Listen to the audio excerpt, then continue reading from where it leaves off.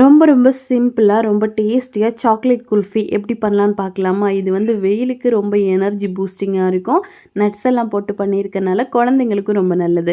இதுக்காக ஒரு பவுல்ல 1 1/2 டேபிள் ஸ்பூன் அளவுக்கு கோதுமை மாவு, 1 1/2 டேபிள் ஸ்பூன் அளவுக்கு கொக்கோ பவுடர் சேர்த்து, 1/2 கப்பு தண்ணி சேர்த்து நல்லா கலந்து மாற்றி வச்சுருங்க.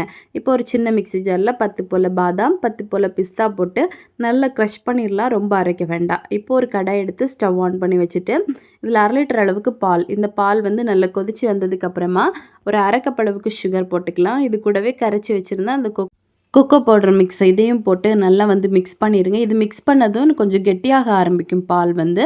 அதுக்கப்புறமா நான் இதில் வந்து பால்கோவா ஒரு பீஸ் வந்து கட் பண்ணி போட்டிருக்கேன். இந்த பால்கோவா எப்படி பண்ணலாம் அப்படிங்கிற வீடியோவும் டீட்டெயிலாக போட்டிருக்கேன். நம்ம சேனலை செக் பண்ணி பார்த்துக்கோங்க. இப்போ இதில் க்ரஷ் பண்ணி வச்சுருந்த பாதாம் பிஸ்தா பவுடரையும் போட்டு நல்லா மிக்ஸ் பண்ணிடலாம்.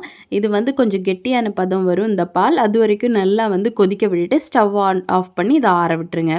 இப்போது கம்ப்ளீட்டாக ஆறுனதுக்கப்புறமா இதை வந்து குல்ஃபி மோல்டில் ஊற்றி நம்ம வந்து ஃப்ரீஸ் பண்ண போகிறோம். கிட்டத்தட்ட 8 மணி நேரத்துலேருந்து 15 மணி நேரம் நீங்கள் ஃப்ரீஸ் பண்ணணும்.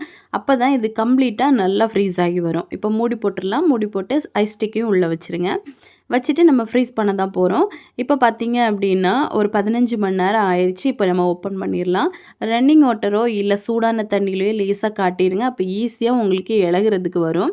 இப்போ பார்த்தீங்க அப்படின்னா நம்மளுக்கு ரொம்ப ரொம்ப டேஸ்டியான குல்ஃபி ரெடி ஆயிடுச்சு. ஸோ கண்டிப்பாக நீங்களும் இதே மாதிரி உங்கள் வீட்டில் செஞ்சு பார்த்துட்டு எப்படி வந்துச்சுன்னு கமெண்ட் பண்ணுங்கள். நம்ம சேனலையும் சப்ஸ்கிரைப் அண்ட் சப்போர்ட் பண்ணுங்கள். தேங்க்யூ.